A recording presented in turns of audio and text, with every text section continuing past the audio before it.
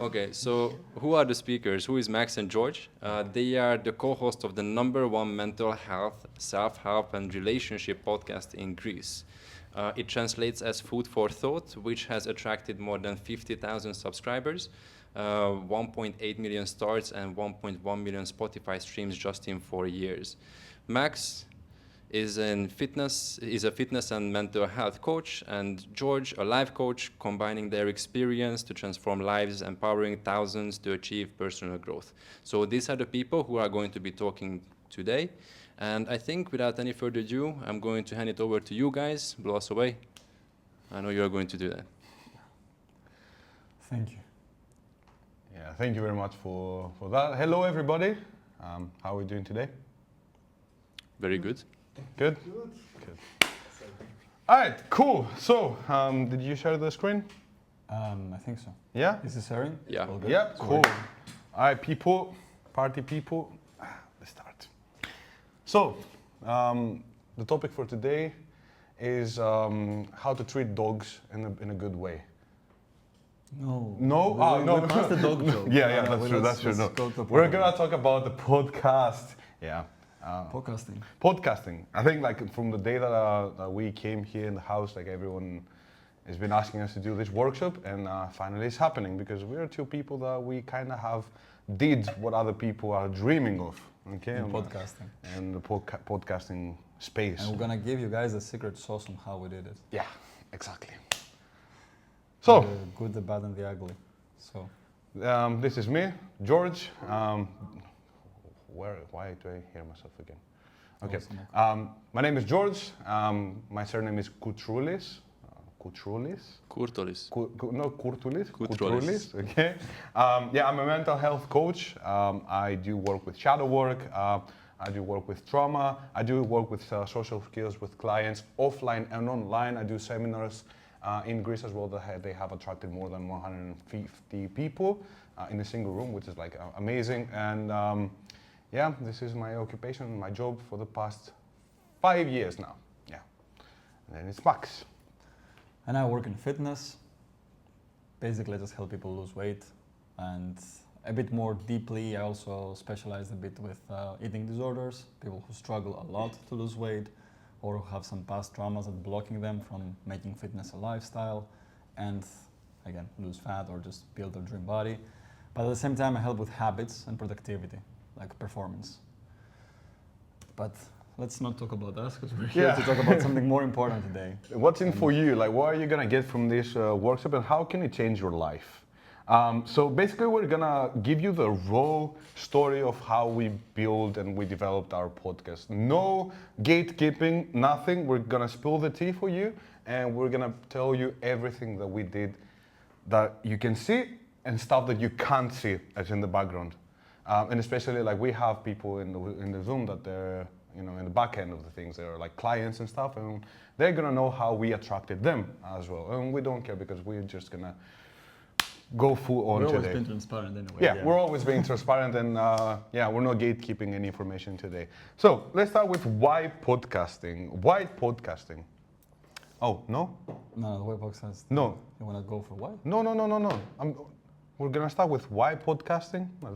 No, go back. You can go with who you wanna No. start. I don't want to start. I'm just gonna tell them what we're gonna go through today. We're gonna start with. Me. Yeah, no. We're gonna start with why podcasting. We're gonna talk about how to overcome mental barriers that are for that they exist when you start, you know, putting yourself out there and producing content, especially when things go a little bit higher than you expected. Like you're getting more attraction, more traffic, more people are, you know, attracted to your content. A lot of mental barriers can play a role there, and then. So we're gonna share what gear we recommend though, and what could be helpful, but yeah, you don't need all the fancy gear for that. How to monetize your podcast and build a strong community through that, or potentially sell whatever you want to sell through this, and how to use it as your personal brand.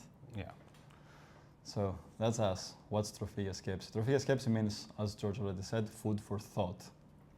That's some of the numbers there from the last year of like how many thousand fans we had as a top podcast, and That's no surprise to why we became the number one in our niche in our country. And some of the secrets behind our success that I want to say from the beginning here in this podcast and in this workshop here is that we didn't calculate this to happen. Like if we've been doing this workshop for 4.5, how many years now, ago, we wouldn't be able to tell you what we did to succeed. But now looking back and also gaining some experience along the way, we can see why it happened. Some of this stuff was like we caught the wave on the right time. So it was a good timing. It was COVID. In our country back then, there were not many good mental health and personal development podcasts. There were a few, but they were like a bit of full of shits or a bit of like parrots. They just listen something from YouTube and just parroting and making content out of it. And most of the other podcasts in our competitors, they lacked something that I think we had it a lot. We didn't, again, do it intentionally, it just happened, and it was authenticity, which we're gonna talk a lot about authenticity today. And it actually means like we've been so nonchalant in the podcast, we've been so chill in the way we're presenting the things. And a lot of people, like, we know this also from the feedback, a lot of people said that they felt like they were part of a conversation while we're doing it. Like we're not actually there to educate you, but we're having a good conversation, we're sharing some knowledge, and then the people felt like they were part of it. Because the way we speak and the way we're so like raw and authentic that it feels like your friend is actually giving this advice to you and not like a suit and tie life coach that is pretending to know everything on the internet. And I believe, I'm not 100% sure, but I believe that played a role to why our podcast, it started and stood out so fast, because we became number one in 1 year from launch. And in like 11 episodes after, 12 episodes, I don't know, it's a really low number. And we just, the graph was literally like that. Yeah. While we've been inactive as well.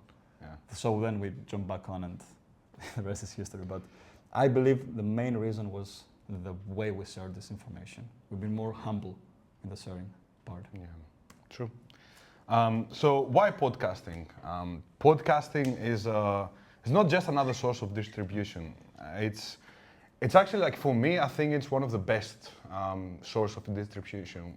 And why do I say that? There are a lot of ways to distribute yourself and your personal brand. There's like TikTok, Instagram, or like short form content, medium form content. That's like YouTube, where you can post like 10-minute, 20-minute videos. And then there's podcast, which is like people expect to listen to something that's more than 30 minutes, like 40 minutes, an hour, blah, blah, blah, blah. So it's a very, very, very nice way to actually spend more time with your audience. And as we know, spending more time with your audience makes them feel more connected with you. And the more time you spend with them, the more connection you build with them, the more inclined they will be to buy your products, to buy your services, because they trust you. So time does build a lot of trust.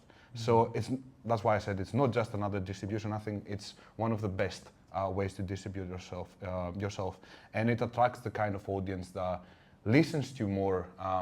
They have more time to spend to listen to podcasts, because when you go on TikTok, when you go on Instagram, you just want to see something like really, really, really fast. When you go on YouTube, you want to see something not as fast as TikTok, but like a little bit more in depth, but not like an hour long. Sometimes you do, but now YouTube has differentiated the people as well. Like it can see your behavior. So if you watch more podcasts on YouTube, it will show you more long form content on YouTube. But like Spotify, especially in Apple Podcasts and the podcast platforms, are only there for, podcasts. So whenever, like whoever goes there, he knows or she knows that they're gonna spend a lot of time in the platform. So yeah, so it builds trust, and it deepens the connection that you have with your audience. And it can help you, produce short form content as well, because when you have like an hour long of a conversation, you can have a lot of snippets, or like, how's that called? Like snippets. Yeah, snippets from the podcast, and they can also include a lot of value, and you can just share it to your audience as a short form content, and then this one is gonna bring more people to your podcast. George is utilizing this a lot in his profile, like a lot of the content he's sharing on TikTok and Instagram are actually snippets from our podcast. And that's a way to actually, build the consistency, because I'm not feeling, productive every day that I can just go on and shoot videos like every single day. So like sometimes it helps just to have like a podcast there, so I can just go for like an hour, get a clip from it, just upload it, and I'm done for the day. And these clips sometimes they do really, really, really, really well. Yeah. So it can really, really work. Talking about trust as well, there was an interesting study that showed how long for a random audience that just saw your content needs to trust you and probably invest in you, either with a follow or with even buying some of your merch or services or whatever. The study indicated that it requires the person to spend about 3 to 4 hours with you to start trusting you. I would say 4 to 7. So, I don't know about the yeah, study, 4 but to 7 could be even more, but like let's say for the click the follow button or something. So a lot of times people may see your short form content and just imagine how many 1-minute videos on Instagram you might need to build this trust in 3 hours or 4 hours for the initial level of trust with someone, where in podcast it's literally 2-3 episodes if someone listens from the beginning to the end. And if you want, if you want a really cool example for that, is like how you don't walk up to a girl and you're like, okay, can we marry? Or like, okay, can we have sex tonight? No. What do we need to do? We need to spend more time with them, and especially in this space, you need to spend a lot of time with them. And you meet them in the beginning, you spend like 2 or 3 hours, like you're in a bar or something, and you go somewhere else, or you meet the next day, blah blah blah blah. Like if you sit there, it's still like 4 to 7 hours, the same aspect, the same concept, okay? So kind of the same with when you're going up to people and you're like, give me your money. If you tell them, give me your money, they're gonna be like, no. But if you spend more time with them and more time with them, they're gonna be more inclined. When you tell them, okay, give me your money to sell you this thing, they're gonna be like, okay, yeah, now I do trust you. So I can go back home with you, but also I can join your program or your mentorship or whatever. So time means everything in this space, because we're humans. Because especially with podcasting, like no matter how dense your information can be for short form content, think that on a podcast or a long form content, people can actually learn things from you and start valuing your knowledge and what you have to share. So that's why it builds a trust, because they already have improved their lives from your free information. So then if what you're selling matches with what they're looking for, like I'm selling fitness. So if someone is looking to improve their physique, of course they're going to choose me rather than a random account that just shares short form content of them flexing or them posting like very quick tips and stuff, because they already heard how the way I talk, the way I engage in conversation, what is the depth behind just the fitness advice. So that's what your audience sees when they listen to you for hours. And that's why we both have witnessed it, that when people, and we have some people actually now in the chat in this workshop from our community, like the people said to us, even without us not knowing them at all, that they feel they know us, they feel we are our friends. And that's to build that, you need like something more engaging than a very quick video. Most times. Because people do sleep with us in their ears. Like honestly, I do. Like I don't Especially know how with that my happens, voice. but people do sleep with our podcast. I don't know. Like, and imagine, like, if you sleep with someone, basically sleeping with someone. I think that can go. Yeah, it can go wrong. But, obviously it beats the connection. But also, what I wanted to share, go back, is one of the things that I witnessed about doing podcasts. It's like, it drives you to become better in your niche and to sharpen your skills and your knowledge into whatever you're talking about. Because when you have to talk about whatever you're talking about or whatever you're into, you have to talk about it for like an hour. Obviously, like you're gonna start sharpening your ideas, because you have to make them somehow work. You have to listen for an hour. And listen and be able, like for people to be able to actually listen to them for an hour. So in your mind, when you're speaking about all these things, you're making like connections and you're sharpening your ideas way better. And I think one of the reasons why I think like I became better and better in my coaching programs is because I talked about this kind of stuff quite a lot. And inside my mind, there's always like a way to actually make someone understand what I'm saying, because I tried it so many times. Okay, so it really helps with that. So yeah, and you're gonna find yourself in the beginning, you're gonna find yourself that you don't have much to speak about. Even though we're gonna do like a little exercise to fix that, we're gonna show you in a bit. But it does help with sharpening your skills. And also, since you said the sharpening your skills, think about it that way. Like, you can easily fake knowledge for a short form video. Just read some shit that ChatGPT told you and just say it out. Yeah. But it's really hard to fake knowledge when you have to speak about this topic for an hour. Exactly. And this forces you obviously to read more, learn more. Otherwise, you're gonna look like a clown. Yeah. If you try and do a 1 hour podcast, if I try to do a 1 hour podcast talking about eating disorders, for example, and I actually don't have a clue about it, I just heard a few other people talking about it, so I faked a few snippets from that. When I have to make a half an hour episode talking about this, an hour episode, I won't be able to keep up with this. Because you actually need to have this knowledge.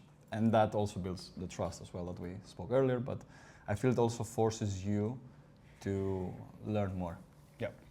Fun stuff. Now, gear. Fun stuff. Gear. He's the more gear gear and guy, how to set up, how to get started. So for me, let's put it as a baseline. If money is your problem and you really, really want to start a podcast, but you don't have the money to buy all these things that we're gonna tell you, there's an amazing thing that is called the phone. It was invented in 19 something. I'm not too sure, but yeah, you can obviously start with your phone. No microphones at all. Nothing, just your phone and video. Obviously, it's not gonna attract many people. It's not gonna bring more audience to you because sound is really important. I think that's the first one. Like, sound is really, really important, especially to podcasting. But in the beginning, when you start podcasting, you don't need to care about audience. How can I make people listen to me more? It's how can I get more comfortable talking to the camera for longer. So it's absolutely okay if you want to start just with your phone, because in the beginning you just focus on yourself. But if you do want to invest some money in that, you can obviously like get a podcast mic. We have the Shure MV7s, Shure MV7. You can get a tripod, obviously, for the camera that you can use your phone again, or an actual camera. We have Sony cameras. But the phone at the beginning is, I would say, quite decent. Yeah, like it's fine. better to invest first in audio because Yeah. it's podcast, and just use your phone as camera. Yeah, obviously. And then Softwares. how do you merge the sound and the video? You have to record the sounds on a recording device or a software. We have the Zoom H4n as a recording device, yeah. But there are like so many. If you just search for podcasting device or recording device, you're gonna find so many. Or the easiest way is you just get a USB mic. Obviously, it's not the most optimal. Like, analog sound is always gonna sound better and has more depth in the editing. But if you just want to get started, an easy way to do it is just get the Shure MV7 with a USB, plug it into your computer, get a Audacity as a software, and record it. Yeah, but the thing is, if you want to do with USB-C, you can't have a co-host. You can only do it with yourself. Or if you record in different laptops, because a USB-C, you can only You record can't have yourself. 2 channels. Yeah. So you want to have 2 channels, you have to get an actual recording device. But we have the Zoom H4n, and we suggest the Zoom F3 as well, which is the one that we're more gonna. high-end. Yeah, and yeah, in order to distribute, like, you have everything ready, you can edit it on CapCut or DaVinci or whatever you want, and then you can distribute it to Anchor, Anchor.fm. That's a native Spotify distribution, no software, website, basically. Platform, basically, yeah. And it's really easy to set it up.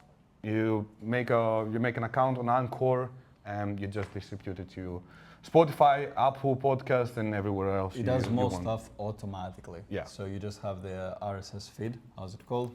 You upload everything, like either audio only or audio and video there. Yeah. And then it distributes to Apple Podcasts, Spotify, Google Podcast, if you get the link as well. Everything. So you just connect them once, and then you just post it on Anchor, and Anchor does all the distribution, and you don't do anything more. Exactly. And then we recommend Anchor because it's basically partnered with Spotify. So it's way better to have Anchor. And if you want to have a podcast with someone that is not in the same room as you or in the same country, that can be a burden. But there is a website, it's called Riverside, that you can actually do it.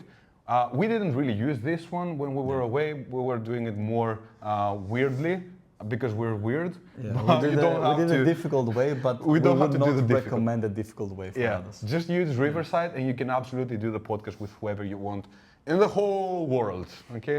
It doesn't even matter where you are. So yeah. So, what it needs, now let's get to the interesting stuff. What it needs to create a thriving podcast. And except from the gear, okay, you bought all this gear, you're like, cool, now I have my expensive mic and my camera and everything that you don't actually 100% need, but you have all that and now you're ready to hit the record button. What you feel is you hit the record button, looking at the camera, if you've set the camera, you're like, fuck. How do I start? Yeah, and you can start feeling this block sometimes, or you say a few lines and then potato, nothing. So there is a line that helped me a lot, which says like, fail to prepare, prepare to fail. So one thing that helps a lot, especially at the beginning, is to have some proper planning and content research on that. Because what you need to create a thriving podcast is consistency, is to post a few episodes one by one. Like, I think the bar is, just imagine, the bar is so low that it was something as you need 20 podcasts to upload to be at the 1% of podcaster, because people quit before the 20. What was the number? Was 20, I think. Yeah, I think Adam also can confirm that. You think 20 is a low number? It's not that It's not low. a low number, yeah. Because if you post like an episode per week, that's like 4 months. And obviously, like in 4 Stay months, consistent. a lot of people get demotivated. They don't want to do it anymore because the numbers are not there. Well, we're gonna talk about that, like how to Yeah, overcome we have that. a whole slide and Yeah. just about the numbers and how to deal with this. But yeah, you need to do some planning, right? To have like some episodes ready so you can hit consistently and record on your niche, whatever your niche is. So content research, you just go find like other podcasts in your niche, YouTubers, short form or whatever. Have like a note software. I personally use Notion. So my process, literally like all the back-to-back process, what I use for our podcast, for my personal podcast in general, is I go research what is relevant up to now on my niche, what topics get most traction from other podcasters, YouTubers on my niche. I get like the most viewed topics from their podcasts. I see what is relevant for us to talk as well, so I clear all the shit out and then I keep what is actually important. I make notes in Notion, and that's my first part of the process. And then is the scripting. For the scripting part, I go back to all the notes for the research ideas in the Notion page. I see what is relevant for us right now to talk about. If you just started, it doesn't matter, just blast content. But if you have some thing that's coming on, for example, when we wanted to launch our No Fear Challenge last month, we wanted to make an episode about fear. Because we're launching a No Fear Challenge, if we make a podcast about some business advice, it would be completely relevant. So we had to make something relevant. So then you check what's relevant and what you want to create during this period. And then it goes to the scripting phase. Scripting phase, we have our dear ChatGPT lately that helps a lot. Before that, I was doing the scripting myself completely, but now we have ChatGPT, so we put all the information there. It gives us a brief script. I take that brief script, I polish it and make it more human, and I use that. And that's as simple as that. That helps you a lot to start shooting, because you know exactly what you're going to talk about. You have your bullets, you test your knowledge on these bullet points. Can I actually speak for everything? So you're quite sure about yourself and your topic, and then when you hit record, you're less likely to be a potato in front of the camera. You're more like, okay, I can do that. And the more you do, and that's the good thing, the more you do and the more comfortable you get in front of the camera, if ChatGPT gives you like a bullet point, let's say like for us, so it says like, talk about the fear of rejection. Because we've made it, like we did it so much, you can give us just that and we're gonna make like a 20-minute conversation out of that. Yeah. But that comes with experience, okay? So yeah, ChatGPT can help, but the thing that is gonna help you the most is just record more. Just that, like I can't express it enough. Record more. That's how you get better in podcasting. And that's why I said it before, like this is in the beginning, you don't care about the numbers. You just care about how can I become better. Yeah. And the quantity. The quantity, so I can become think better. about it as like how many hours can I write on my radar, like or my meter, of me talking in front of a mic. Exactly. Because that's going to give you the experience. If you talk 20 hours, can you do 20 hours in the first 3 weeks? Literally, just find anything, any story you can think of and just talking. Because you want to break the first barrier, which is like the presentation. Yeah. Just to not feel awkward, have like a chunky mic in front of you and talking to nothing. Feeling like you're in the spotlight, especially. That's a really common challenge and a mental barrier that a lot of people have, and that's how can I get like more comfortable in front of the camera? And that's like my honest advice: just do more, do more. And I think, as in every fear, I think you have to understand where is your limit, and every time challenge yourself to go a little bit more, like a little bit more than what you're feeling. So like if you feel like, okay, now I'm exhausted in 20 minutes of podcasting, just do 21 minutes. Push through for the next minute. Push something through for 1 minute. Because when we started, we didn't do like hour-long podcasts. We usually used to do like 30 minutes podcasts. Yeah. That was our limit. Yeah. It was quite good. When I started my fitness podcast, I think my limit was around 15 to 20 minutes max. Because after that, I was start feeling like I cannot retain attention or I can perform well. Yeah. Now I can do like 40 minutes probably solo podcast and find something to talk. We're gonna explain one of the techniques that we both used for that later on, but still, is it worth it to do 40 minutes every time? Nah, but you need to find your bar. If your bar is 5 minutes to 5 minutes. You have to be able to do it. Because sometimes just push it. Sometimes it's better to, go back. I didn't finish. And another mental barrier that there is when, because I struggle with that quite a lot, when you start getting more numbers coming in and you start seeing more people watching you and feeling you're in the spotlight and you're feeling that you're obligated to actually deliver this to your audience, what hits you is a self-sabotage. You start self-sabotaging, and self-sabotage can be really, really, really subtle. You don't even understand that it's there. So self-sabotage can have a form of, I don't feel like it today, or man, I'm so tired. I've made so much stuff. Blah blah blah blah. But you have to understand, like most of the times, it's just your subconscious is just telling you that you're just not enough for that. You don't deserve it. You're going over to what you feel like you deserve. Okay, so the resolution for that is just to identify your subconscious bullshit and just to call it out for it. So like, I know that this is a little bit too much for me, but I'm gonna still push through. And when you start building the habit of pushing through your subconscious, that's when you don't fear it anymore. And you befriend it more, you understand it more. So like, okay, now I understand. Like now that I did the podcast and I was kind of like pushing it out, I wasn't gonna do it. Now I feel that I pushed through. Now I feel like I'm, getting better with it.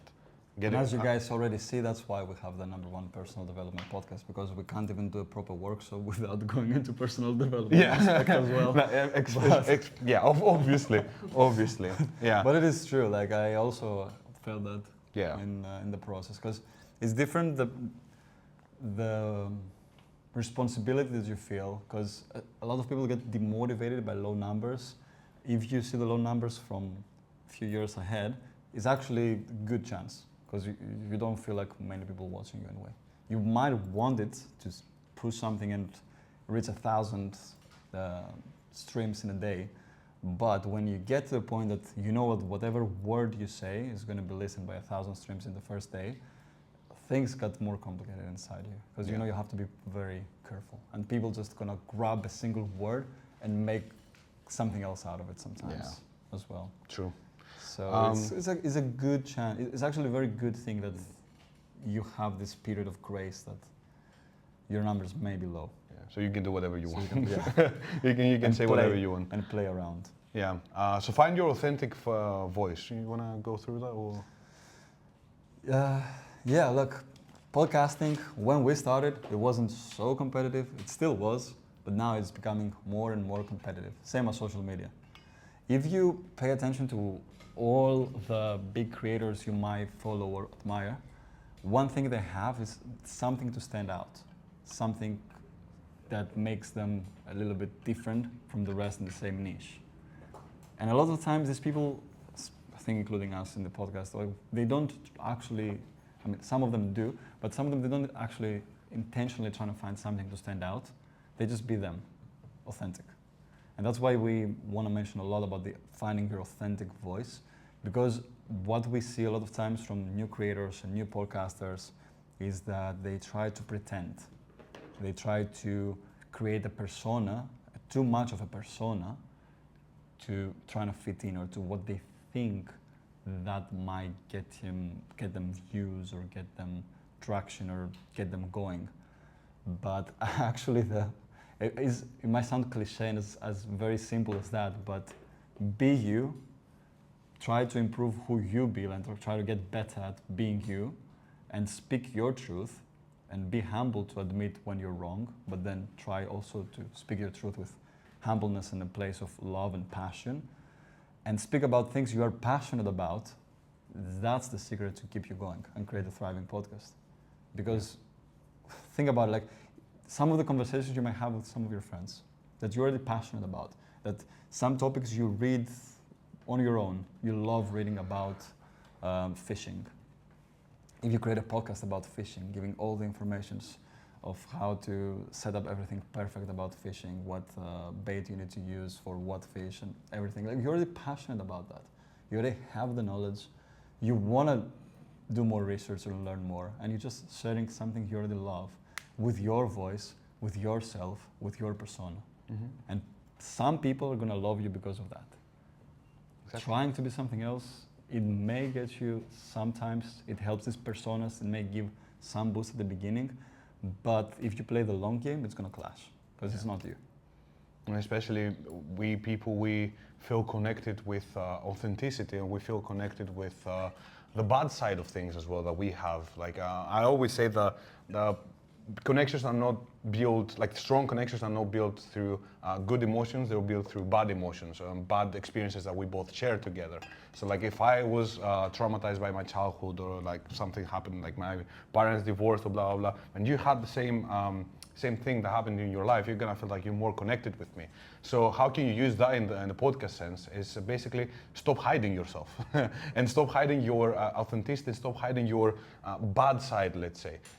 Because this is the thing that is gonna actually relate to your audience. That's how you're gonna build connections, showing your bad side, showing your not so great side. Because everybody, like how you can differentiate yourself is everybody's just saying like, just pretending to be the best and pretending to always succeed and all that, blah, blah, blah, blah.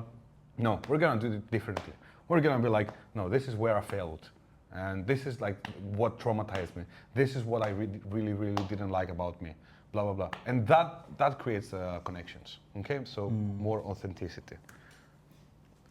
Community. Before we move on, yeah. is it a good time to ask a couple of questions? No. Yeah. Yeah, let's do it. Yeah, let's do it.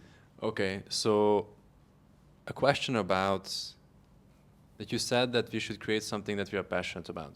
So if you had to choose between creating and working on something or talking about something that you are passionate about, yet it doesn't bring the numbers, versus choosing something that works, but you are not as passionate about it, like how would you approach that? Like what would you choose? Oh, absolutely the one that you're passionate about. Because you have to think that you're not so special. But why do I say that? Is because like a lot of people are like you. And the things that you're passionate about, you're gonna find your little tribe that they're passionate about that as well. Like, okay, so I'm gonna share a really quick story. It's a little bit weird, but it's true. So there's a guy back in 1990 something or 2000, I don't remember, in the US, called Mr. Hands. Okay, Mr. Hands had a kink. He liked to get fucked by horses. Okay. And this is a very weird thing for a guy to want, yeah? But he was like, I'm gonna find people to do it with them. So he posted on Craigslist that I need people to come to my farm and do that with them. And he found a lot of people, and that was his passion. Concerning. And he died by that. He died by getting fucked by horses. That's but he did yeah, exactly. He did find friends with that, and he did find people to do it more and more and more. That's why he died. So if he found his tribe, what makes you think that you're not gonna find your tribe? Okay? Well, and you can look it up. Look it up. Mr. Hans. Mr. Hans. you know, Mr. this should be a PJ-friendly workshop. But No. they're taking a very different direction. It's not going for people below 18, so I think it's fine. Yeah. But it's Okay. actually a true story. And I think it helps you with, you know. And to give more of like a business approach advice on that is, if the thing you're not passionate about gives you really good numbers, and what you need right now is numbers, you may do this for a bit, but try to put yourself into it again. So when you make a transition, people still like you in this transition. But again, if it's something that you're just not so passionate about, if it's something that you really don't like talking about, but it just gives you numbers, then nah, it's not worth it. It's better just do something you're less passionate about, or the thing that you're passionate about. Because yeah, passion is not about, it's not everything, but at least it's good to talk or choose something that you are interested in. Let's leave the word passion because it's too strong. Let's say at least you're interested in. And everyone has a lot of interests. And most likely you're gonna find some people. If Hans finds people for the horses thing, you're definitely gonna find people for your interest as well. Yeah, exactly. Yeah. Wow. Well, that's a great story, by the way. Like, I need to point that out. I have a few more questions about more technical stuff. Yeah. You can say whether you wanna answer these questions now or later. I'm still just gonna put it out there. Yeah, let's do one more. Would you say? Okay, let me pick one. Okay.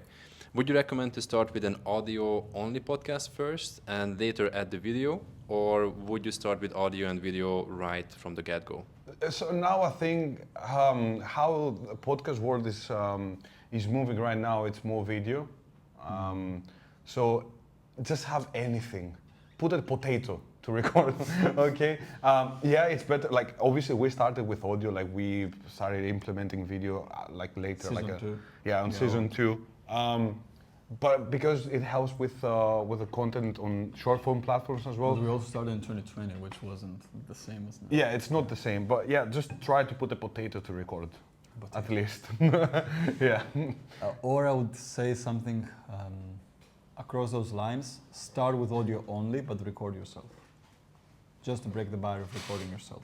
Yeah, if it's a mental barrier, then Give go that through the friendship. first one, and then you'll be better too. If it's a technical barrier, then literally use whatever, a camcorder from like the local thrift shop for $20. Yeah. Potato. Yeah. One more quick question then. Yeah. What would you say a good length is for a podcast? 20 to 30 minutes, or like 1 hour, or do you follow any specific format or duration? It depends. It really depends on the subject. Like if the subject doesn't really help you to have an hour-long podcast, then don't do it. Like I think one of the best episodes that we've done, not in terms of numbers, but in terms of value, they were like the longer ones, like 50 to 1 hour, especially the ego episode. One. Yeah, it's like people, like obviously it didn't have more views, but the people that actually sat through the whole of it, they were sending us messages like, this is like a course. They should be paid, like we should pay for that, like what the hell? It was like, I think, the most dense and intense, based on knowledge and information podcast probably episode we have. But it's not the best performing one. Yeah. Not even the top 10, I think. So yeah, don't have a limit in your head. So like, oh yeah, I should go for an hour. Just find whatever works for you. Yeah. I think that's go over 20 minutes because that's the point of the podcast. Otherwise, you just do a YouTube video. Do more than 20 minutes, but less than an hour. So that's the range that I would give. It's pretty broad, I know, but still, it's a range. I would give any range, I would say, because there are some podcasts as like the Daily Stoic things that they have like these 6-minute snippets every day, and then they have the 1.5 to 2 hour long interviews. That works as well. So whatever. I want to mention that I'm I wanted just to mention that I'm listening a podcast that's usually 3 hours long. Oh wow. Exactly. Yeah, and have a I'm lot of very time. interested in. I usually listen it in some days. I don't yeah. like Yeah. close it. I just continue whenever I have time. Yeah. Okay. yeah. Makes sense. Makes sense. Yeah, I also like listening to like long podcasts, like 2-3 hour long interviews, because they're interesting. You see, you're just gonna find different people in whatever Yeah. you do. Like if you just put 20 minutes or 15 minutes or 10 minutes, you're gonna find different people. If you post like 1 hour, 2 hours, 3 hours, there is audience there. You can see. But yeah, you're gonna find your people. So do And whatever. it depends a lot to your content as well, and Yeah. the subject. If it takes to go longer, go. But don't be afraid to go longer. That's one thing that we should say. Don't be afraid. Is there any other question? Yeah, we have a few more. Oh. Go. So Let's this do it, one yeah. is an important one. Why is Maximus so handsome? I don't know. I was thinking about the same thing actually. Okay, jokes aside, what do you think a good podcast ratio is when it comes to having guests versus recording just solo episodes? We don't have guests, Yeah. so we don't really know. We never had guests. We might do when we go back to Greece for a bit, but Like bunch record a few and then Yeah. have them. But well, based on my other podcast experience, I would say it will be good to go to 2-to-1 ratio. If your main focus is guests, like 2 guests, 1 solo. If your main focus is a solo, then whatever. It doesn't matter. Okay. Next question. That's it. I think Oh, we that's can it. carry That's on. it. Cool. Yeah, Yeah. yeah. A few more questions. I was expecting. Yeah, I had two more. Cool. So community. One of the best things we've done in the beginning, and I don't really know. I think I had a friend who actually told me that in the beginning of me building the brand, and that translated to our podcast as well. He was telling me, go full on to create a community. So what does that mean? It's basically like, don't think in terms of like you are higher because you're the creator, they are lower because they are the fans. Make them understand that you guys are in the same area, let's say, because that's how you actually, in the big picture, you build a legacy. Because think about like the biggest leaders in the world in the past, like Genghis Khan or Alexander the Great or whoever, like the biggest leaders, like they felt that their leader was approachable. Okay, that we could actually talk to our leader. Okay, that's why they were so passionate about him. That's why they wanted to help him so much, because they didn't feel that there was like a weird hierarchy. Obviously, they would respect the hierarchy that you are the general, we are the soldiers, but still, they would feel like in terms of psychology, let's say, they would feel that they're at the same level. So I can approach him. He's not like a diva, like no. Because we can also see that from like think about creators, that you respect their knowledge, you admire their work, but if you see them on the street, you will actually feel anxious to go say hi. Yeah. And think of creators that they might have bigger numbers than the other one, but if you see them on the street, you feel like you're gonna go there and give them a hug because they're like a big teddy bear, you know, or something like Yeah. that. And I can think a lot in my head of like people that I admire, creators, that if I'd see them on the streets, I would be like, oof, because they never make me feel they're approachable. I respect you're not the gonna shit help out of their them. knowledge. You're not gonna help them. That's the thing. You're never gonna tell your friends, listen to this podcast, because you don't have. No, you might do because their knowledge. Maybe but that's for the different. knowledge. It's a different way. It's what you want to build. Like Yeah. now we're talking about community. Like you can be an educator, but you're gonna be just an educator. So I'm not saying that I don't think. I kind of disagree. I don't think it's completely wrong to do that, but just be mindful that you're gonna be approached as an educator only. So you're not building community through podcasts, which we both believe that it's good to build a legacy and community out of podcasts. Because I have a lot of people that actually told me that they actually go to their friends and they're really, really invested in them to listen to our podcast. They like go to all their friends and like, listen to this podcast, listen to this podcast, listen to this podcast. And these are people that, you know, they come to my seminars, like I see them and they always like, I brought this person because I really love you and blah, blah, blah, blah. And I always feel like people that they are like that, that they say that I love you, it's people that we already talked over DMs or anywhere that I can, literally find them. And that was my second point. Invite them to send you a message, and that's how you actually build your community in the beginning. You invite them to send you any messages at all. You don't care. Like an open invitation every single time. You post a story, you post a podcast, you post a video, blah, blah, blah. Invite them to send a message for anything, and you sit down and reply to all of them. I remember I was in 2021, I was in Ireland. I was traveling. I had so much time left for my flight to go. It was in the night especially, and I posted a story. I was like, I'm going to reply to every message that you send me right now. And people started sending messages like, oh, this is happening to me. This is happening to me. Blah blah. How can I approach it? I had so many messages. I went on and replied to all of them, and that builds trust. That builds a community. That builds the sense of belonging, and the sense that, okay, he is approachable. He's a real human being, and he wants to help. He cares about me. He cares about me.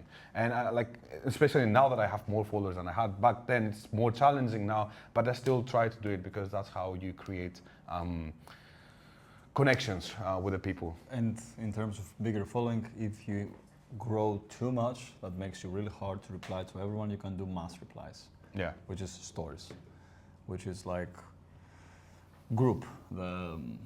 Instagram now has this broadcast channels. You can have a channel and you go engage with them there. And talking about community and replies, if you go down that path and create a WhatsApp group or a Facebook group or a community in a platform, as we have on Mighty Networks, we have our community, and people join your community, or school is a community platform, and join that community, be there. Because people join your community for you. Like, we've seen this in so many creators and podcasters that have their channels and their communities, and they're rarely there and present. Yeah. You have to be there. You have to take care of them because they are there. They want to meet other people. You want to bring them. That's why it's the purpose of the community, not just for you, but to connect the audience. You're the connector. Like, I know that you have the same interests with you, but you do not know each other. So I create a group to bring you two together. Yeah. Then I don't need anymore. You don't need me 100% anymore. But it's nice for you to both have me there, because at the end of the day, you joined my community. So you have two roles. One, to connect them, the like-minded people, to connect them together, but also to be present, to reply to their comments, to send them messages, reply to their messages, the group messages. Just be there. You don't need to do much, too much, but just so that I'm here. These people are the people that are gonna help you grow. Like, they are the vital part of your growing. Your diehard fans. Yeah, your diehard fans. And you need to love them back as much as they love you. Exactly. Exactly. And you should. I love all of our diehard fans, because without them, we wouldn't be here today.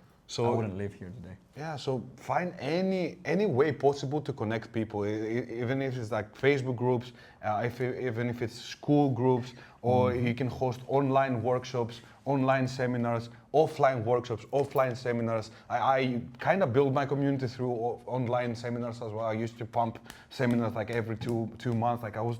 Yeah, I remember back in England. Yeah, I was like... He had a webinar every 2-3 months. He was doing another webinar. Every 2 months I was like, workshops. And I was always taking time to reply to everyone after the workshop. I was taking more time and more time. Or even gatherings, like meetups and stuff like that. That even helps. So find any way possible to connect with your audience. Instagram lives, TikTok lives, like, go live.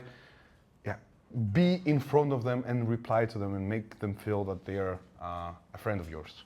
Yeah. Before we jump there. Yeah, a couple of questions. Again? I like how you like, take that. You said you like questions. Yeah, go on. No, we like questions. So what are we going to do in the end? Are we going to not have a Q&A? No, but if you want, we can just save the questions for later. No. Up to you. If they're relevant to now, I think it's better, because then we jump to a different topic and a different topic. Let's do it. Let's do the Q&A intro presentation. So you mentioned a couple of times that you actually actively invest in connecting with your audience, engaging with your audience. So proportionately, how much time do you spend on content creation, content distribution, and engaging with your fans? Bro, that's your full-time job now. That's true. Don't think, and especially like when you have like a brand, you don't have working hours. Your working hours are your life. All day. I can give some indications on the numbers. Do you mean when we say content, just for the podcast or the personal stuff? So I think it's two questions in one, right? Yeah. So, okay, let's break it into two. Yeah. Content creation, content distribution.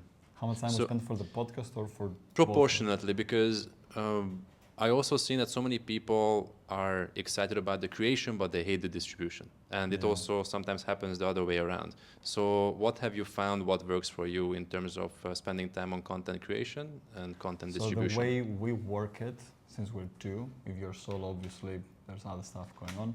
The way we work it, we divided the tedious tasks that one of them likes them and the other one doesn't accordingly. And we're lucky enough that we had exact opposites. So I love writing. I'm a writer, I love writing. So I do the scripting, I do the research. He bores to do the research so much.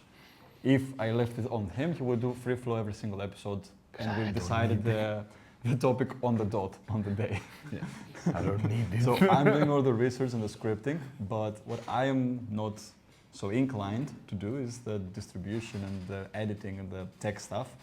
And he's a tech guy, so he loves to do the mixing the audio, to find the perfect audio, to do the nice color grading and then distributing. So in total, I would say per episode, how many hours do you need for the editing? Like 2 hours. So probably 4 hours, Yeah. 4 or 5 hours, with recording, with researching, scripting, and editing and distributing. But find ways to Different fall in love content. with The the process, yeah, because that's gonna help you so much. I love the creating side of things, the creative side of things actually. So I don't really care how much time it gets me, because I really love the whole. And I'm fascinated about the research sometimes, so when I find a topic, then I want to dig deeper into see like statistics and studies, what they speak about. Like, I'm from the type of people who likes to read scientific literature. So But for me, it doesn't make any. Also, like it's taking me 2 or 3 hours because I'm really fixated on how can I make it better. Like you can obviously like just shoot it and upload it from your phone, and you can still Raw. have raw. You can have take in the that. beginning you pressing record. Hello, yeah, you can still have that. Like it doesn't. It's not gonna matter that much. But because me, I'm a little bit of tech guy. I like the creative kind of part, like messing with the colors, messing with the sound. I take more time for that. So that falls still more on the creative side of Yeah. things, like the creation side. Yeah.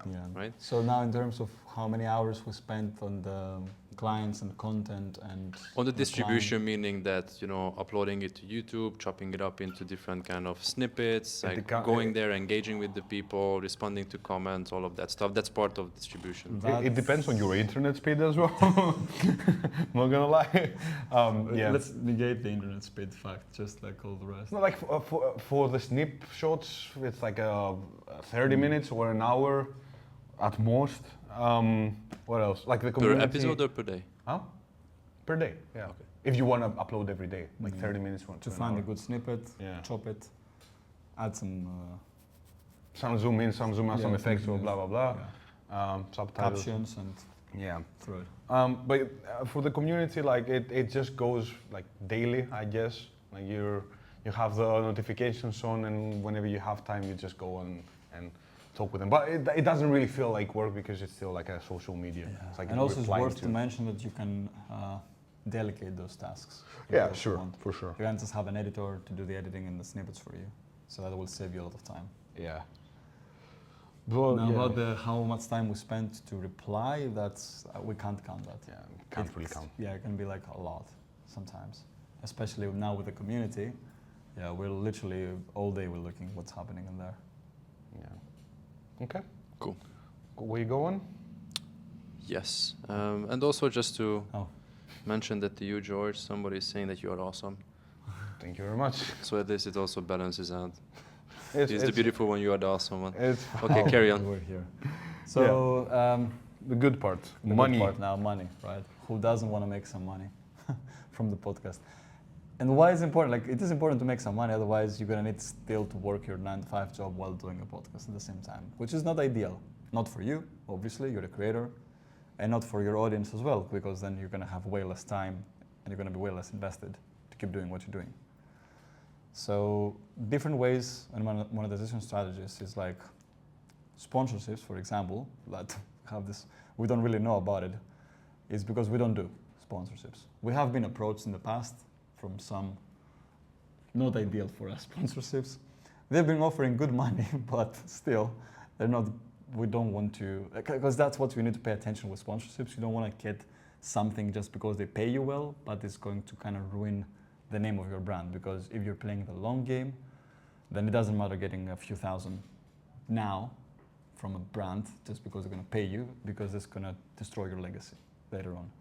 So sponsorships can help if they're aligned with the idea, I would say, and with the concept of your brand and the podcast. But the podcast, think about podcast as your personal brand as well. It's an extension of your personal brand. So if you're in the health and fitness, there are going to be so many brand deals from like supplements and protein bars and clothing lines and all that shit. But you need to be very careful with who you're working with. Same as ours. We like had some really off the topic sponsorships, which we knew that it's not going to do good for us. So yeah, sponsorship can help. It can give you some money, but then other ways to monetize is obviously digital products, selling stuff, courses, services, paid communities, merchandise, everything. You usually think podcast as just another source of marketing and extending your personal brand. So whatever you want to sell, you can use the podcast to your advantage to that. And then you can try to anything monetize you it. sell, like any services you sell, like anything. Now, one thing, like let's go with the mistakes about monetization, because people, if you go in this space of podcasting to make money, you're gonna fail so miserably. If that's your thing, if that's your king, you just want to make money and that's the thing to make money. No, you're not gonna make money, because you have to think about in the beginning when you introduce yourself to the people, especially your first few episodes. They have to be clean. They have to show your personality, and your personality is just to help. If they find out in the beginning that you're in this for the money, they're gonna be like, oh yeah, I don't want this guy. I don't like this guy. He's pushing me too much, blah blah. And when you're not making money, you're pushing it more and you're pushing it more. Yeah. But it's a bad side when you try to monetize it too early. Like people see that you're in just for the money and you're not into actually build a legacy or help people achieve their dreams or whatever you might be doing. So avoid monetizing your audience through the get-go. Take some time to provide free value without even telling them to do anything, without even a call to action. Just be like, there you go. That's everything that I have. And then when people start questioning you for, do you do that? Do you have products? Can you have like a one-on-one call? Then you can start monetizing. But that's like, and you can always say that, okay, I started monetizing it because people were asking me. So that's what I was doing in the beginning, before even the podcast. I just started posting videos, just posting videos. And then people started asking me for advice. People were asking me to do calls. And in the first 3 clients that I had, they were free clients. They were telling me like, I really want to work with you. I was like, okay, I'm gonna do it for free. And they were like, no, I'm gonna pay you. No, I'm gonna do it for free. And then as we were progressing, I was helping them. One of the people that I worked with, he sent me money in the end. He was like, I'm gonna send you money, I don't fucking care. But like, that was the thing. Like, I didn't want to monetize it. I just wanted to provide value, and people wanted me to monetize it because they wanted more from me. Okay, so it's gonna happen naturally if you love what you're doing and people engage with you. So yeah, avoid the quick monetization, quick in and out. We're gonna make money, we're gonna leave. Yeah. And give a good check on what part of the journey you're currently on. because that works best because it was in the growing of your journey as well. Yeah, in the beginning. But if now you're someone, just to give the other side of the coin on the same story, but if you're someone who's already established professional, Oh yeah, then you can monetize from the get-go. yeah. Like if you already have 4+ or 2 years of experience into something, then you just transition online, then you can start monetizing from the beginning. But still, don't hold any information back from what you're sharing, and don't try to sell in the first episodes or videos. Just provide free value, but just let them know that who you are. Yeah. Like how I started my fitness podcast, and I monetized it from the quite beginning because I was already working as a personal trainer for 4 years before that. On my first 10 episodes, I didn't sell a single time. All I said was like that I'm a coach on that. And I was just talking about it. I didn't try to tell them, I didn't even have any online products by then. But my first 2 clients on my online presence, they come without me saying like, I'm an online coach. They just knock on my door, listening to my podcast. And I was like, oh, yeah, do you provide that? It's like, yeah, sure, I can provide that. So even if you are an established professional at something, think of like the information you're going to include to your podcast to be equal to something you would say to a paid client. Yeah. Because that's going to build more trust as well, and that's what will make them want to monetize you and want to pay you. And one good thing that you have to always keep in your mind is that people don't pay for information; they pay for implementation. And for people as well. Yeah, but like people help in the implementation process. Like you can go on Google and find all the information that you need for anything that you want. But if you want someone to do it for you or to help you specifically in your case, then that's when you're gonna hire someone. So people don't pay for information because information is free. People pay for implementation, and that's something that you can't do with any other way rather than one-on-one coaching or groups or whatever you're gonna your niche is. You can teach someone to change the lamps, okay, and if that's your thing, if you're an electrician, yeah, you can teach them. But if you want someone to do it for you because you're afraid that you're gonna burn yourself something, they're gonna come to you, okay, for the implementation, because I know how to do it now. Like, you seem a very good person, like you help me understand, like blah blah blah blah. But I want someone to do it for me because I'm too afraid to do it by myself. There you go. That's where you come in.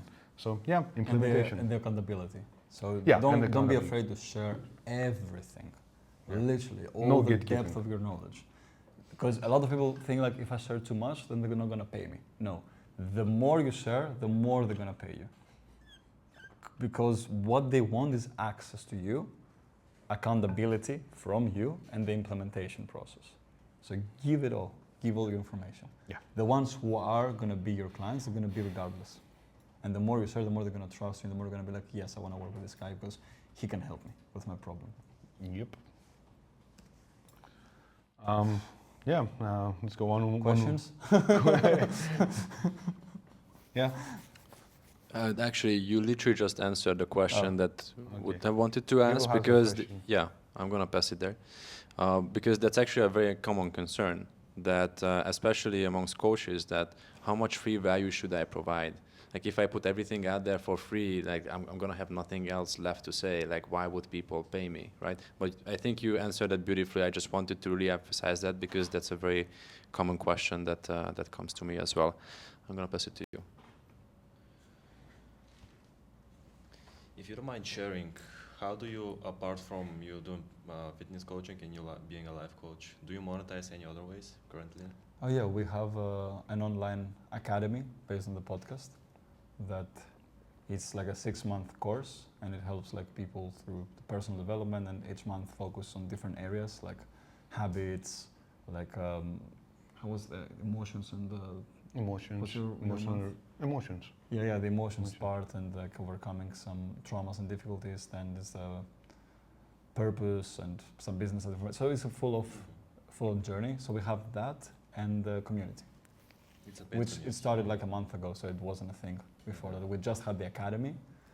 That was our main thing. We started like about a year and a half ago, and 1 month and a week now we had this community that we started. Yeah, what I do monetize, except from that, like I have courses, I have one-on-one mentorships, I have group mentorships, offline seminars, not online anymore, offline seminars and offline VIP groups, let's say. That's all the monetization. And I that I just have. do the fitness, so Yeah. online clients on that and groups. But I'm assuming in your common podcast, you're mainly pushing the academy. Yeah. We don't like. I do help him push his coaching as well. For a I'm the one different that I reason. Though. don't want advertise myself much, but I yeah, do. he's trying to push me to it. I so. do. Yeah. Because I think like it's another topic. Leave it. But I guess like people, we mention it sometimes, they already know that what we do individually, but we pushing more the academy and mainly the community now, because that's our main focus. Like the community, we already want to invest a lot of our energy and effort into it. Like we want to do monthly challenges, there are different workshops and webinars. We want to invest a lot, so currently I would say the last month we're just pushing the community mainly. Yeah. Okay. Cool. Another question. There you go. My question is, when I would start with a podcast and I don't have other platforms like Instagram or something where I already have a community, how you get the attention if you just start with your first episode, and how the people find your... Oh, the algorithm works. Okay, so it can grow just like organically, Yeah, or you you can. necessarily... We mainly grew organically from Spotify. Oh, wow. Yeah.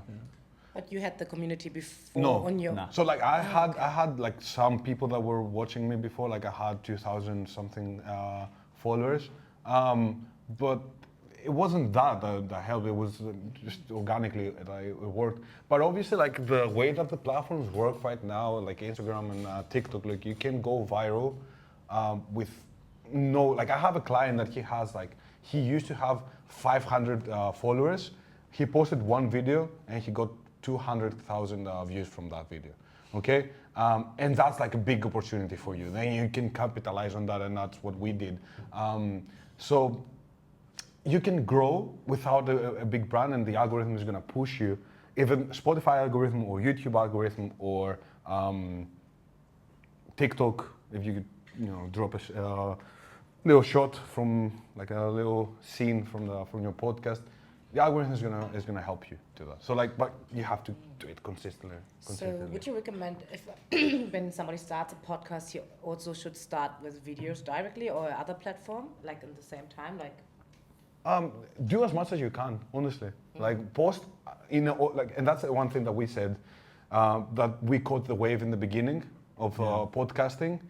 Whenever you hear a new platform that is out, even if you feel like, oh, this is not gonna work. I felt like podcasts were not gonna work in the beginning. I was like, who the hell is gonna listen to to a voice and not even seeing like who is talking? I was like, I wouldn't do that. I would never, like, I'm not even listening to podcasts right now myself. Like very, very, very rarely, okay? But like, it's a new thing. Let's just do it. Let's just pop in there and see what happens.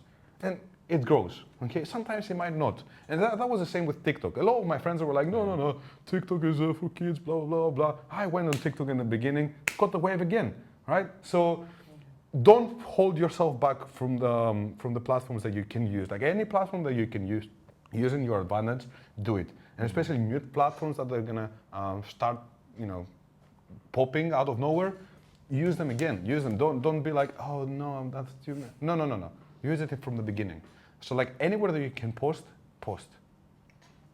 Thank you. Okay. Cool. No more questions? No more questions? Okay, let's go to a good one now. Overcoming mental barriers. Because everything we said about up to this point, nothing is going to work if you don't make it work. And to make it work, you need also to make yourself to make it work. Yeah. To overcome the things that hold you back. Yeah. Because even if you just ask ChatGPT, it's going to give you what you need to start a podcast. What's holding you back when you don't do it? And that's a good question. And one of that a common fear for everything we're trying to do is the fear of failure. Yeah. And the imposter syndrome is another one. Yeah. And you feel like, I'm gonna be the bad guy in there. I'm gonna be the... Let's give them like one by one. Yeah, okay. So the fear of failure, an easy way to overcome it is, as George said, set realistic expectations, or even better, don't have any expectations. Yeah, do it Like for the he fun of used it. to believe we're gonna have like maximum 50. No, I believe that we're gonna have two. Yeah, two. Like, Two listeners. yeah. That was my I used to realistic say we're probably expectation. gonna have like 50 or 100. Like, okay, we have some friends, but yeah, we both were wrong. But yeah, I would say the fear of failure helps a lot. Not having expectations, just to Do it for the have fun the of it. curiosity. Like, oh, I'm just gonna do a podcast. How is this gonna go? Let's see. And love more the creating part than the outcome part. Because fear of failure, let's be real, it only comes from the outcome.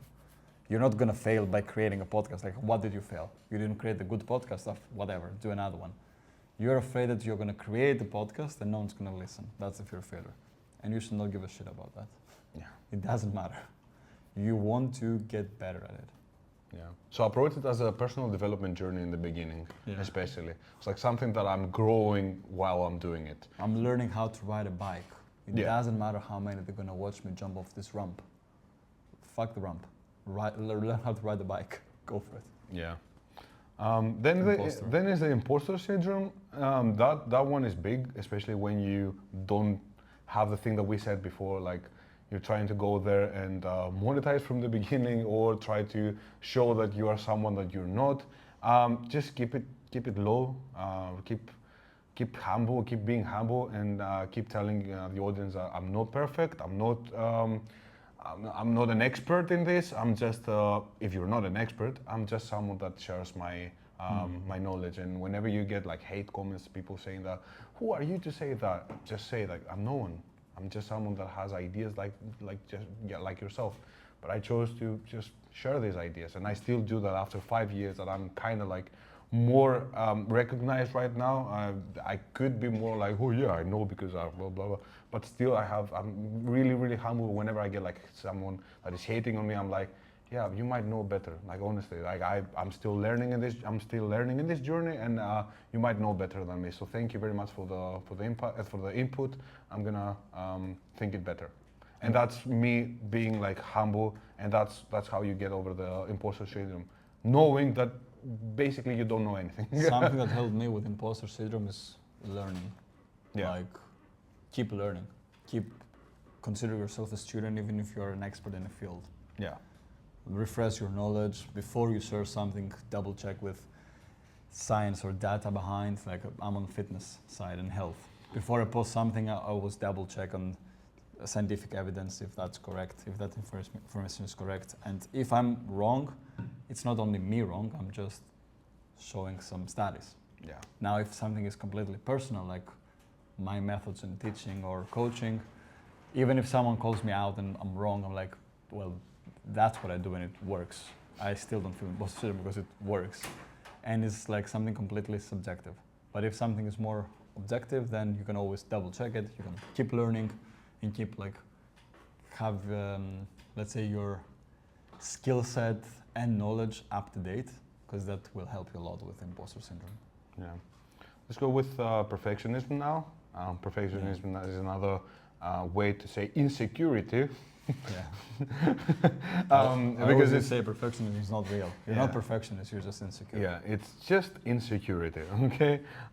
So my approach to perfectionism would be just be imperfect, just be like bad. Because, and the thing that you have to realize is your first podcast, like how, even if you spend so much time planning it, you can take a full year planning your first podcast.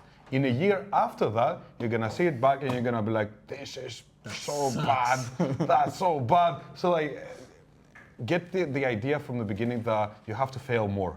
Fail fast in order to learn. So just go out there and do it, not being perfect, with the intention of not being perfect, but the intention of learning.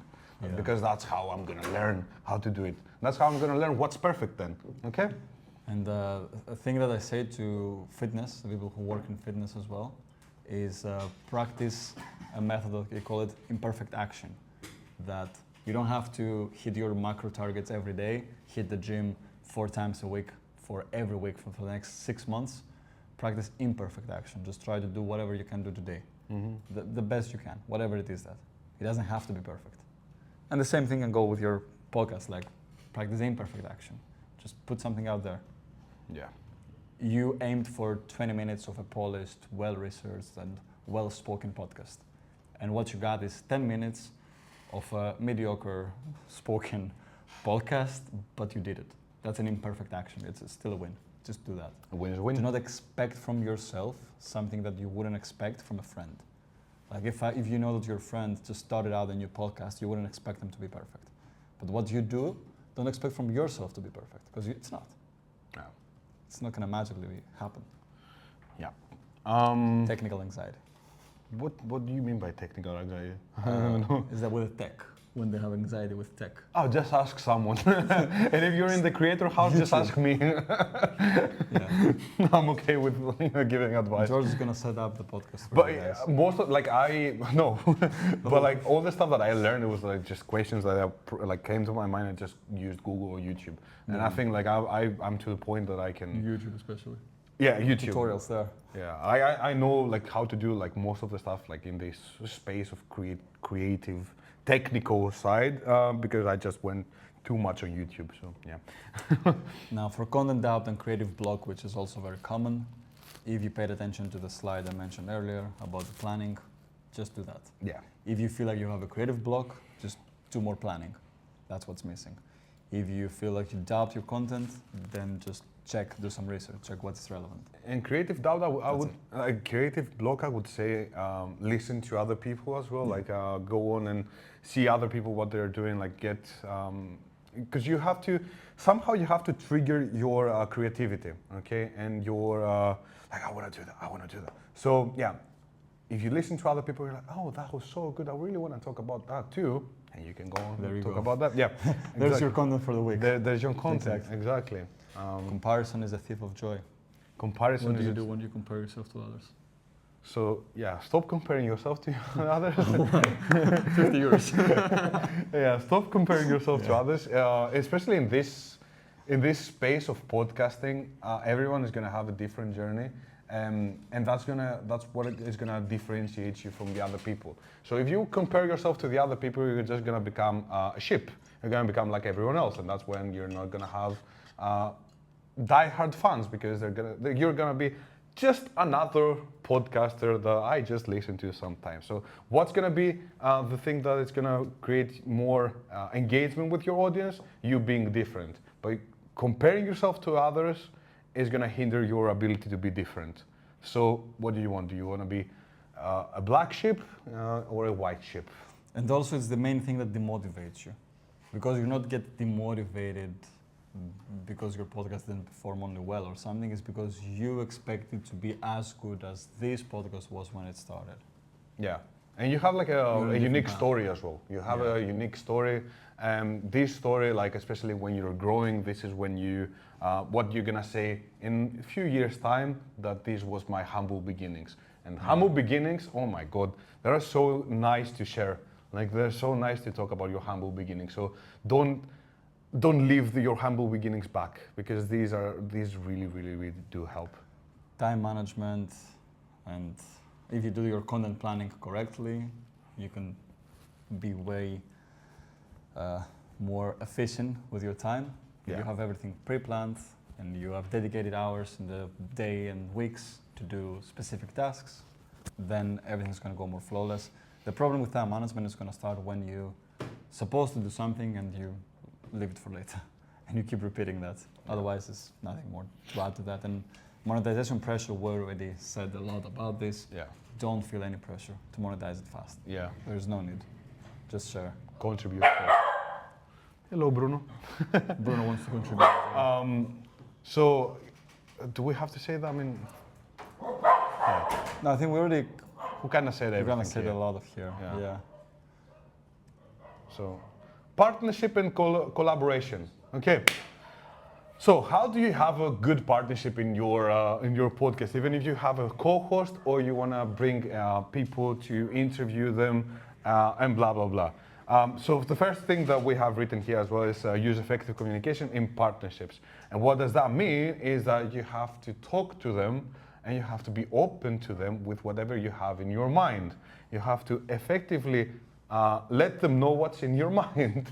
Okay, so this is like really, really, really important to use effective communication in partnership and understand each other's shortcomings, understand each other's like what you're good at, what you're not good at, what he is good at and what I'm good at, and blah blah blah. So yeah, effective communication is the key. Yeah. And Same then, as I mentioned earlier, like we know which part of the job we're better at, and we just played it that way.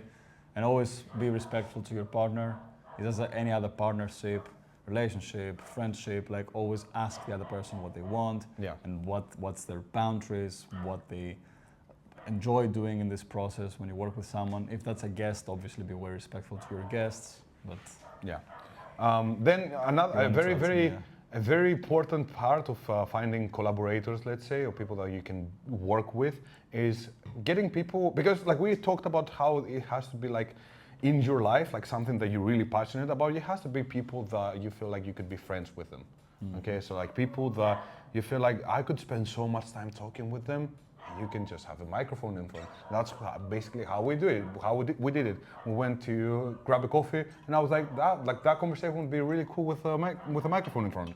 Yeah, and that's how we basically started. Okay, so people that they have interesting stories and people that you really, really like being around them. If you just do it for the partnership because they might have some skills, let's say, you're always gonna feel like there's something missing, that I don't feel the connection. And when the connection is not there, the flow is not there, and everything just goes bad. now, if you're doing a solo, this slide is not for you. The only thing that can help you is potentially how to approach guests. If you want to bring some guests, usually go for people who are on the same pretty much level as you in the audience size. But that's not 100% correct either, because some people can do partnerships with smaller creators. I would say, as a general rule of thumb here, don't afraid to ask. You never know what's going to be the answer, so just outreach. If you want to bring guests, put it as a number to outreach, like this amount of people per week. Some of them are going to reply you back, some of them will never, but it doesn't matter. And then that's how you find some collaborators. But always, because we're talking about your personal brand here, be careful who you bring. Yeah. You don't want to bring a guest that goes like literally against you. or like 6 months later, there's been some really shady stuff about this past that's coming up, because potentially can affect you as well. So always be research mindful. well, and be mindful of your guests and research well who you're bringing to talk to, because these people who are gonna associate you with this person as well. Yeah.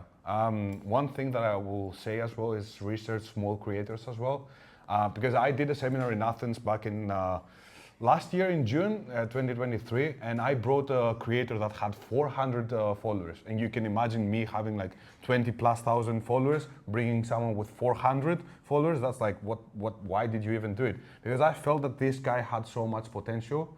And when you really invest in this person because you feel like they have potential, and then they unleash their potential, and now this guy even has more followers than me, you're gonna have a very strong partnership with someone that, he's even better than you now in these terms, and you're gonna have a good collaboration. You're always gonna feel like you were there in the beginning, so they're always gonna be there with you. So do research for smaller creators that they have upright potential, because they're gonna help you so much with their growth as well. While they're growing, and they're so easy, like they will do anything with you, like a podcast, they would come to you to a seminar, like they would do anything.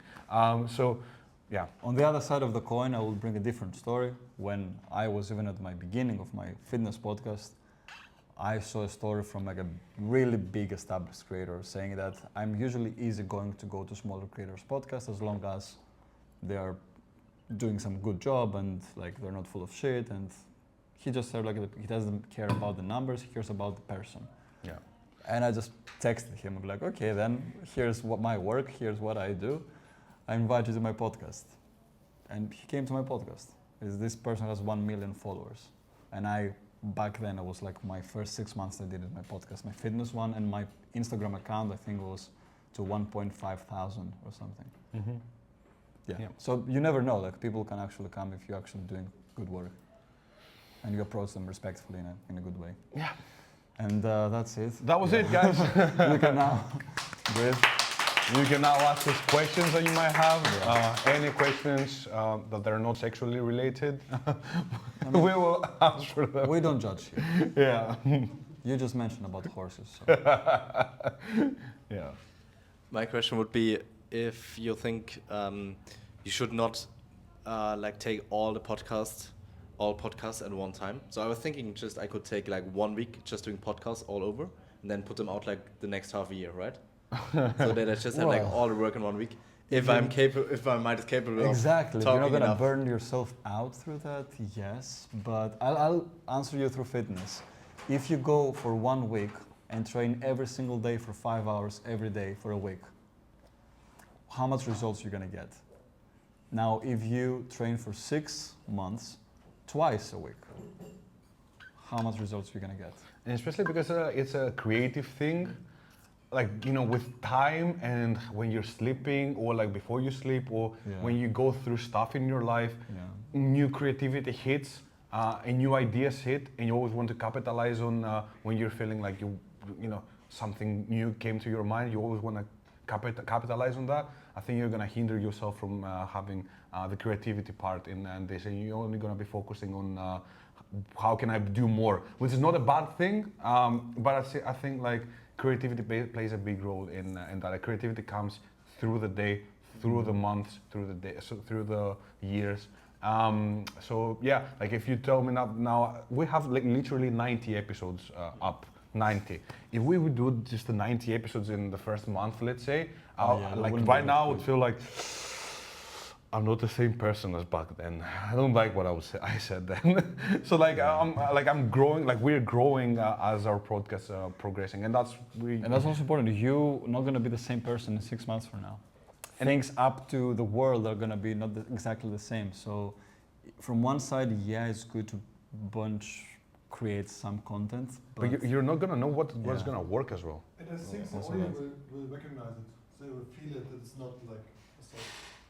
And I think the audience will recognize it. That it's not like recorded now because it's not like that's not time live. zone. You know, like don't speak these like actual themes. What was right now. But the good thing about creating content like every week, let's say, is that you have the time to actually look at the analytics and do some data analysis on your podcast and see what performed better and what you can do. Because if you start now and you create a bunch of content, you're not gonna even know where you're going because you don't have any analytics. So you can go with like 5-6 episodes ahead, just to have some, and then keep it up from there. But also treat it as like, again, gym as a muscle. Because it's not only about, because this answer we're only taking so far the approach of distribution, but also think what we said earlier, how you're gonna get better at podcasting. And if you stay and do like for 1 week very intensely, yeah, sure, you're gonna develop some skill. But if you keep doing it for months, week after week, you're gonna get way better results in 6 months' time than from one very intense week. Yeah. So for me, the main turn-off on that would be like, I want to do it more often. I don't want to stop for half a year. Yeah, true. Thanks for that. Another question. If I would start a podcast and I don't have like a second person yet, do you think it's better to do it on myself, find somebody else, what is likely to get like more viral, or is it like even better if I then do it with a lot of guests, because if I bring guests in, then probably they have a name already. Yeah. So if I just start from scratch, you can start alone with guests or with another one. As we said, like the first few episodes, they're not about growth; they're about personal growth. Like you're growing with it. So yeah, you can start with yourself just to have the feeling, just to introduce yourself and to get the feeling of the podcasting scene, basically. And then you can obviously like have guests. But if you feel like one of the guests maybe like he's so good, like I really want to talk with him again, you can tell him, we can do it together from now on if you really like that. But like let it not affect you in how you're gonna start. Start by yourself and see where it takes you. Yeah, because it's a journey. Yeah, I would say exactly the same. As much as we wanted the journey to be the same for everybody, so we can say like do that. The journey is very different to everybody. So our ideas and our goal for this workshop was to get you started and just so you can find your way through it. So yeah. Thanks. And that's why we also mentioned the authenticity in the voice and all that, because I believe that every single one of you could have something interesting and authentic to share with their own voice. Every voice is special.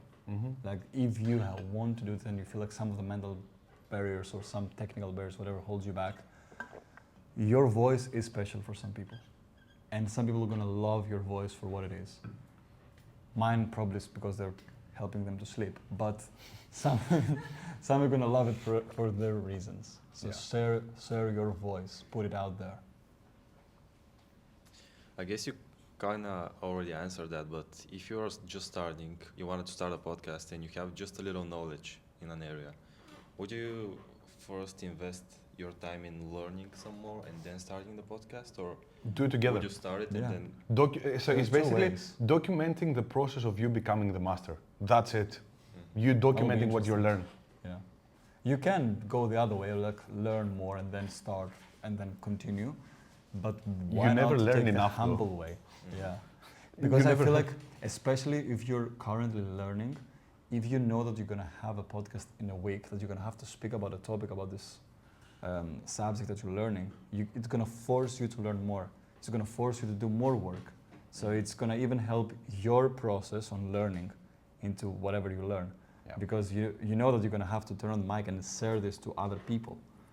So I would say, do both, because from one side, it's going to push you to learn more and you know, you develop better your knowledge when you try to teach it to someone else.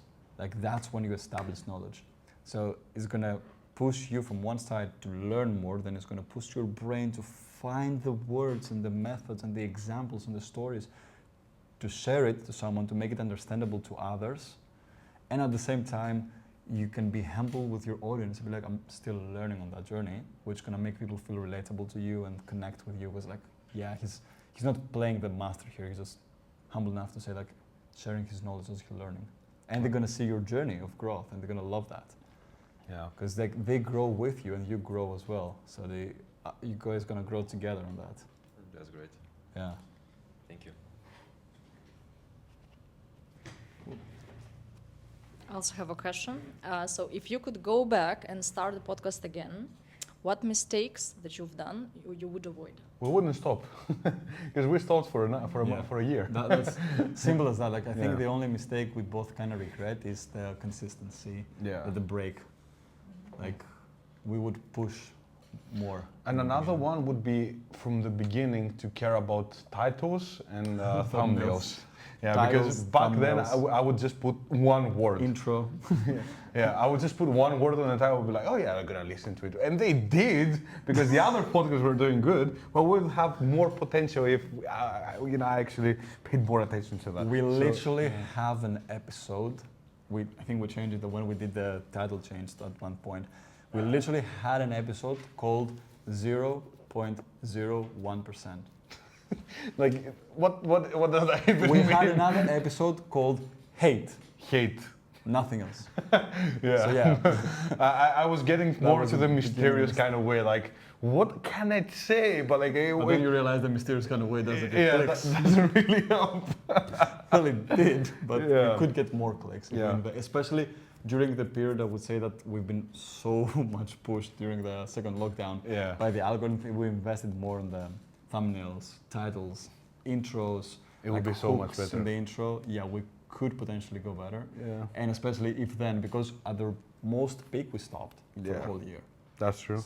And then we picked it up and thankfully it carried on. But what could have been if we didn't whole stop year. in this? True. But it's okay. Yes, another question from here. What was the most difficult part in your podcasting journey? Handling George. I mean, I'm not gonna go against that, because I know I'm a pain in the ass sometimes. Obviously, like when he was in Bali, and he is still in Bali, and I was in Greece, that was one of the hardest things that we ever done, and especially like creating the community and creating like the academy. We created the whole academy remotely. remotely. That was the most challenging part, and especially keeping each other motivated through like so much, like the time difference as well, and everything was so hard, but we pushed through. So Like it's we were, way easier now. it's way easier next now, to each like other. obviously, but that was the hardest part, just being away. But still, you can still do it. When we're creating the academy, it was my first 1-2 months, and we started traveling to Southeast Asia. So it was when I first go to Thailand, and I had to adjust myself to a new environment and create an academy with George completely remotely. Yeah. And he was also been busy and had some stuff during that period, so it was really challenging. But keeping the consistency up by doing the podcast with a time difference and remotely, that was because I don't want to blame on the time difference, because even when I was in England, which was only 2 hours, we still struggled to keep the consistency remotely. Yeah, when it's remote, it's a little bit more difficult. Yeah. When we're in person, we can just grab the other. Okay, we're doing a podcast today. Come on. Literally drag them to the studio. Drag them to the studio. Like, no excuse. Yeah. Are you sharing your content just in Greek or also Just in English Greek. somewhere? Just Greek. So everything is Greek. The podcast and also your. His personal brand is. Personal brand is international. I do have an English account as well, but I don't use it anymore. Okay. I posted like 4 videos and I stopped. So we have to learn Greek to listen to your podcast. Yeah. Sadly. Yeah. Sadly. Okay. Thank you. Another question about the targeting and segmentation. So again, if somebody is considering to start a podcast, would you recommend them just to pick like one specific niche, or would you recommend them to start maybe a bit broad and then niche down over time? Well, we are broad, kinda, but if we want to give the actual advice, we'll be niche down. I would say. Because we were a niche by just being the only people that they do that. They do speak for this subject that is a broad one, but still. So, but nowadays there are so many podcasts. I think just niche down as much as you can in the beginning, and then broaden up as time goes. Yeah, but don't say the same things all the time. If that's gonna keep you back, broaden it up. Broaden it up. Yeah. If you don't have any ideas what you're gonna say, you're saying the same things over and over again. No, make it broader. But stay in the same umbrella. Yeah. Like if your podcast is about traveling, then all of a sudden, what is that? The house. Oh. Oh, okay.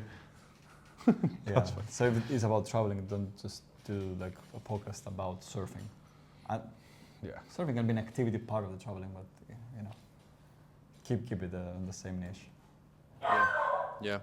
And another question about what are the things that you could have done but you have chosen not to? You mentioned Partnerships. You mentioned the partnerships. Was Yeah. there something else? We should have accepted probably some, not because or approach some that we want to work with. I don't like that. He doesn't like it, but I believe that we could have found some good partnerships. But that's one. What else we could have done? The same thing as we said earlier. Not stop. Yeah. Pay more attention. Probably monetize a little bit sooner, because we said like it's good to wait to monetize, but we waited like 4 years to monetize. So I wouldn't even advise that. I would say like probably after the first year you can try to start monetizing. Yeah, like 4 years is probably too long. But we could have done this differently. So that means you earned the first money with the podcast after 4 years? Well, technically yes. I mean, we both got clients for our personal businesses from the podcast. But as a podcast, the Academy created about 4 years after its podcast creation. We did in the second year, I think we did a Patreon page, but I don't think we made more than 200 euros from that. So. Yeah, but we also like shut it down quite fast. Yeah, second month we were like, no, that's not we didn't like it, okay. so when we canceled all the memberships, and then we. Yeah. But after that, we didn't do anything until the Academy. Yeah. True. True. Any other questions? Plenty. Plenty. Man, I have an I was entire about like, how I have an can- entire list of questions, but Oh, shoot. honestly, I Great. think we have already covered the most important ones. Is there anything else that you guys would like to share for someone who is considering to start a podcast or someone who has already started doing a podcast? Do it, just do it. Yeah, honestly, like, just do it. Like, why are you not doing it, my guy? Yeah. Yeah. The same thing, just share your voice is important. Just do it. And I didn't like sit down if you feel like a block, sit down, write down everything you can think of that is holding you back from not doing it, and then put a line, an arrow, and call out your bullshit. Why this is a bullshit that's holding me back. Yeah. And then eliminate all these little excuses, and then put the camera there, hit record, do the first episode, and embrace imperfect action. And please go more than 20. Yeah. Think about the bar is so low that Yeah. it doesn't matter your numbers. If you just do 20 episodes, you're 1% podcaster. You can just go around to your friends and claim, hey, I'm I'm in 1% of the podcasters. That's it. Do it for the flex. You don't need to have a single view. Just do 20 episodes. You're done. Is there any other podcast out there that you take as an example or as a blueprint that you guys follow or you feel I don't inspired by? listen to podcasts. Yeah, you mentioned that. I don't know. I love the Diary of the CEO as a podcast. I wouldn't say that I take ideas because it's completely different with ours. I just love the episodes. For ours, ideas, some of them on purpose. I got some ideas from there, but again, we're different niche, so I develop them in a different way. Not some other very specific. Like these two is the one I like to listen for myself. One last one then. What's the future plan? What are you guys planning to do with the podcast? Are you going to keep on shooting episodes? Are you planning to keep it? Are you planning to sell it? What's your future ambitions with the podcast? No, definitely not sell it. My goal and idea is to not to be the only podcast that is in Greek, is about self-help, but like to be like who started all that? These guys. So I don't want us to be the first anymore. Like we want to actually push other people to do more. Do more, this kind but of episodes and keep podcasts. us up there. So like just that these guys started it because I think we paved the way. Remember your daddy. Huh? Yeah. Remember your daddies. Yeah, remember your daddies. Yeah. So like that's my idea. And obviously like because we're like kind of brought this thing to Greece, because especially like when I started out talking about self-help, I don't think there was any. Just a few. I feel like we kind of paved the way, and because this niche is growing and growing and growing and growing, and it's like actually a very good niche to grow. I just feel like I want us to be up there, and just for other people to create as well, and to be able to be more accepted from the mainstream, so we can do to become more mainstream. The concept of self-development. Yeah, so we can even like go to. We can give speeches and stuff to plenty of places and stuff, because people are gonna start catching up that these things, they're really important. And it would be really nice to see more authentic, raw, and educational voices on that industry in our country, especially because a lot of the ones we see now, they're very surface level. Yeah. And very fake. Of like, be positive and love yourself. That's the 3 affirmations I say every day in my mirror. Which, that's cool, but what else do you say to people to actually help them change their inside out? Yeah, and it's not just practicality. Not practical. It's just all this surface level of like fake positivity blast. Which affirmations is good, as long as you do them intentionally, but that was the point, that they just unintentionally. So we would love to see that.